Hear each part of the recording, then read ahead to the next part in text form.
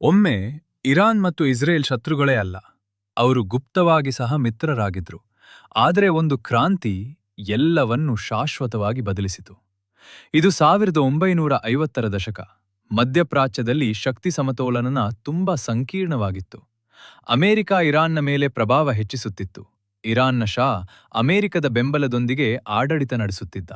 ಆ ಸಮಯದಲ್ಲಿ ಇರಾನ್ ಮತ್ತು ಇಸ್ರೇಲ್ ನಡುವೆ ಗುಪ್ತ ಸ್ನೇಹ ಇತ್ತು. ಸಾಮಾನ್ಯ ಶತ್ರುಗಳೂ ಇದ್ದರು.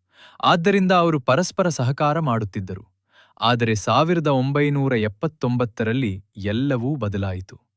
ಇರಾನ್ನಲ್ಲಿ ಇಸ್ಲಾಮಿಕ್ ಕ್ರಾಂತಿ ಭುಗಿಲೆದ್ದಿತು. ಶಾ ಅಧಿಕಾರದಿಂದ ಹೊರಹಾಕಲ್ಪಟ್ಟ. ಆಯತೊಲ್ಲಾ ಖೊಮೇನಿ ಅಧಿಕಾರಕ್ಕೆ ಬಂದರು. ಹೊಸ ಸರ್ಕಾರದ ನಿಲುವು ಸ್ಪಷ್ಟವಾಗಿತ್ತು: ಅಮೆರಿಕ ವಿರೋಧ, ಇಸ್ರೇಲ್ ವಿರೋಧ.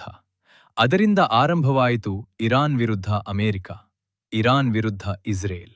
ಒಂದು ದೀರ್ಘ ಸಂಘರ್ಷದ ಬೀಜ ಅಲ್ಲಿ ಬಿತ್ತಲ್ಪಟ್ಟಿತು. ಇದು ಕೇವಲ ಆರಂಭ. ಮುಂದಿನ ಭಾಗದಲ್ಲಿ ಗುಪ್ತಯುದ್ಧದ ಸತ್ಯ ಬಹಿರಂಗ. ಪಾರ್ಟ್ 2 ಬೇಕಂದ್ರೆ ಕಾಮೆಂಟ್ ಮಾಡಿ.